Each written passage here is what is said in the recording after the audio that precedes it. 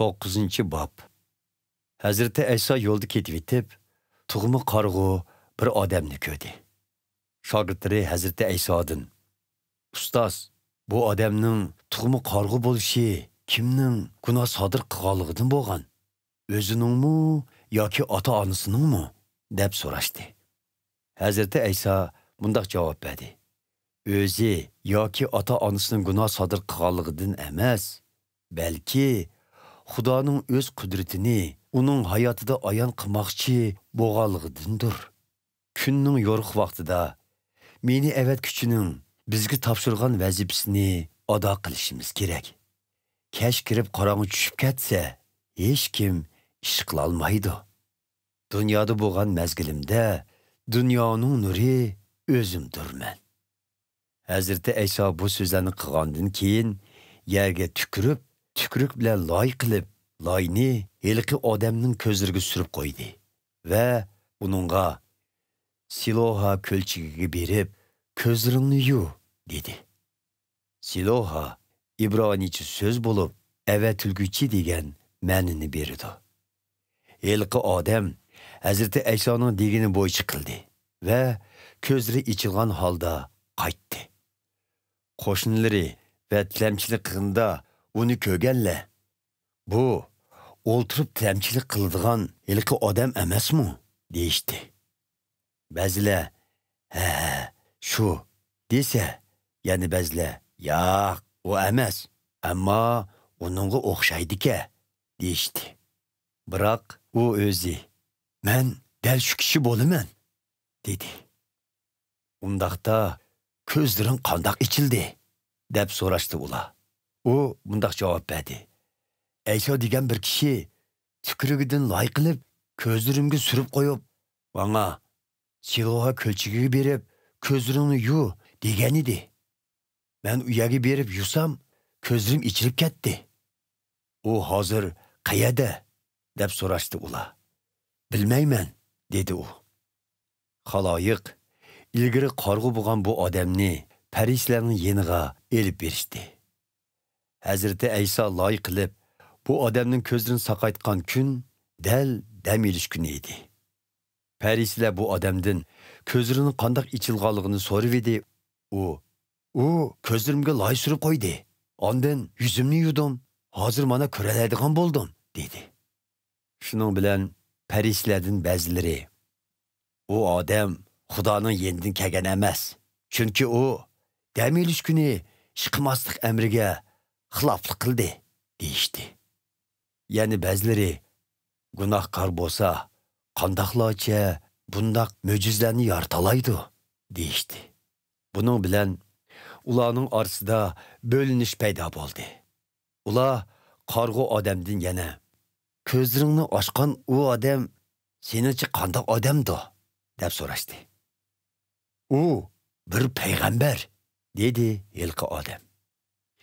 Yahudi oqsoqollari ko'zlari ichilgan odamning ota-onasini tepib kelmaguncha burun uning qarg'u ekanligiga va hozir ko'zlarining ichilganligiga ishonmaydi. Shunga ular uning ota-onasini chaqirtib, ulardan: "Tug'mi qarg'u degan o'g'linglar mushumi? Hozir qandoqlarcha ko'raladigan bo'lib qoldi" deb so'rashdi.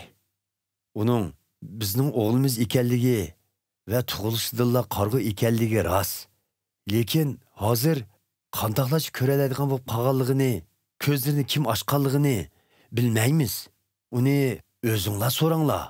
U cho'ng odam tutsa, o'z ishini o'zi so'zlab bersin, deb javob berdi uning ota-onasi. Ular Yahudi oqsoqollarining qo'rqqanligi uchun shundoq deyishdi. Chunki Yahudi oqsoqollari Hazreti İsa'ni qutquzuchi Masih deb e'tirof qilganlarni ibodatxona jamoatchiligidan qo'g'lab chiqarishni qaror qilgan edi. Shuning uchun heliqi odamning ota-onasi: "U cho'ng odam tutsa, o'zidan so'ranglar" degan edi. Farislar ilgari qarg'u bo'lgan u odamni ya'ni chaqirib: "Xudo oldida qasam qil. Biz bu odamning gunohkor ekanligini bilamiz" deyishdi.